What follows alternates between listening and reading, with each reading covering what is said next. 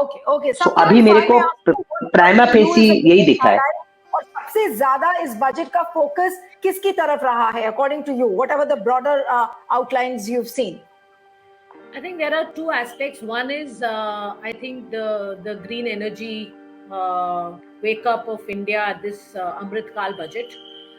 Number two is youth power, and the number three is continues to be make in India and digitization, and also agriculture. So I think a lot of inputs have been given. For example, free food for 1 crore people for the next 1 year. These are some newer things which have, been able to raise some positive sentiments in the larger masses, and also the tax rebates that have happened, which is a little positive sentiment for those, because the consumer buying power goes up, so the markets are going up.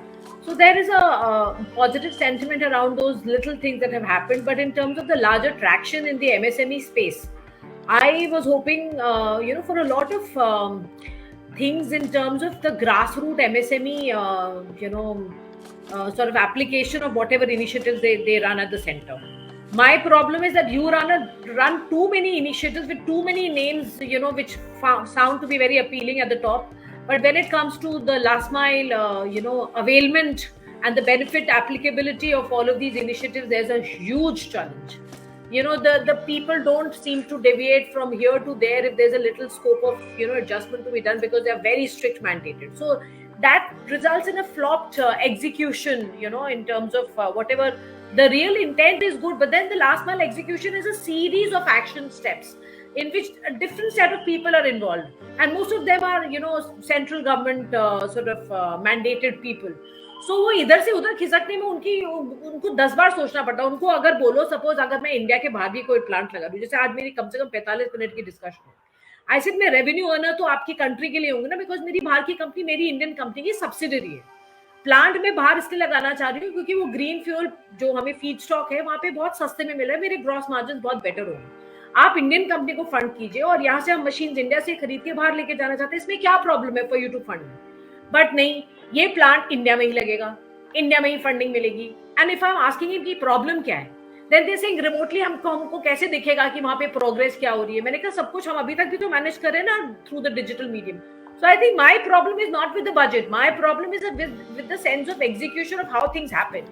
Until so far, I have not been able to see any difference. So do you feel in any way that this year's budget is one step ahead than what it promised last year, also in terms of implementation, or there are so many unfulfilled promises of last year which still remain as it is? I think there was a lot of unfulfillment that we faced the last time, and as I said, hoping against hope if we are able to see something better this year. Okay, ठीक है।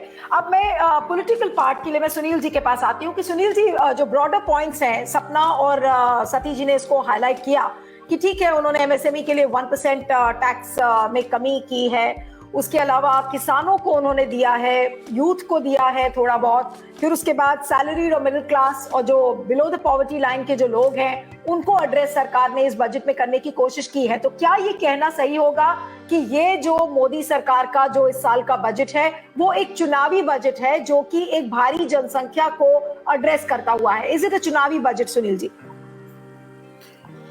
धन्यवाद नीलू जी। मुझे यह समझ में नहीं आया कि देश की अर्थव्यवस्था को मजबूत करने के लिए इस बजट में क्या किया गया है। उत्पादन बढ़ाने के लिए क्या किया गया है, मांग बढ़ाने के लिए क्या किया गया है, लोगों की क्रय शक्ति बढ़ाने के लिए क्या किया गया है। निश्चित रूप से मध्यम वर्गीय क्लास के लिए, खासतौर से जो वेतनभोगी लोग हैं उनके लिए जो बहुत लंबे समय से मांग की जा रही थी कि आयकर के ढांचे में सुधार किया जाए और लोगों को छूट दी जाए, वह मांग पूरी होती हुई दिखती है जब आप इसको 7 लाख रुपए तक की छूट की बात आप कर रहे हैं। दूसरी चीज आप इसमें ये भी है कि अगर आप एक सामाजिक सुरक्षा के तहत अगर आप ये कह सकते हैं कि जो उम्रदराज लोग हैं उनको उनके बचत के लिए प्रोत्साहन आपने दिया है, वो राशि संभवतः दुगनी कर दी गई है। तीसरी बात आपने भी कहा कि महिलाओं के लिए जो जमा राशि है वह 2 लाख रुपए तक की राशि आपने कर दिया कि उसको ज्यादा आप उस पर ब्याज देंगे। तो ये क्या इतनी बड़ी राशि है एक तरफ आप ये कहते हैं कि आप दुनिया के 5वें नंबर की अर्थव्यवस्था है, तो यह अर्थव्यवस्था वह कैसी अर्थव्यवस्था है जिससे सामान्य आदमी प्रभावित नहीं होता। अगर 2 लाख रुपया ही अगर आप सोचते कि कोई महिला बचा लेगी और उसका अतिरिक्त लाभ दे देंगे, तो आपके बजट का बढ़ता हुआ आकार आम आदमी तक को लाभ कहां पहुंचा रहा है? देखने में तो अच्छा, कोई दो राय नहीं है। अगर आप लोगों को आयकर में राहत दे रहे हैं, सुनने में, देखने में, समझने में बहुत अच्छा लग रहा है, लेकिन जब आप उसकी सीमा देखेंगे कि 2 लाख रुपए और एक तरफ आप बात कर रहे हैं कि दुनिया की 5वीं अर्थव्यवस्था, तो क्या दोनों में कोई तालमेल समझ में आता है क्या किसी को? दूसरी चीज की फिर वही जो जिसकी बात आप लाभार्थी करते रहते हैं, वो जो अनाज योजना है आपने 1 साल के लिए बढ़ा दिया।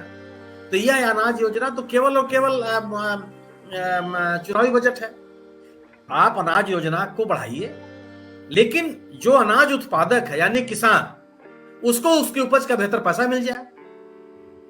इसका क्या तरीका है? कुछ भी नहीं बोला है एमएसपी के ऊपर, तो मुझे नहीं लगता कि सरकार ने इस पे कुछ कहा है। कोई बात ही नहीं हुई है।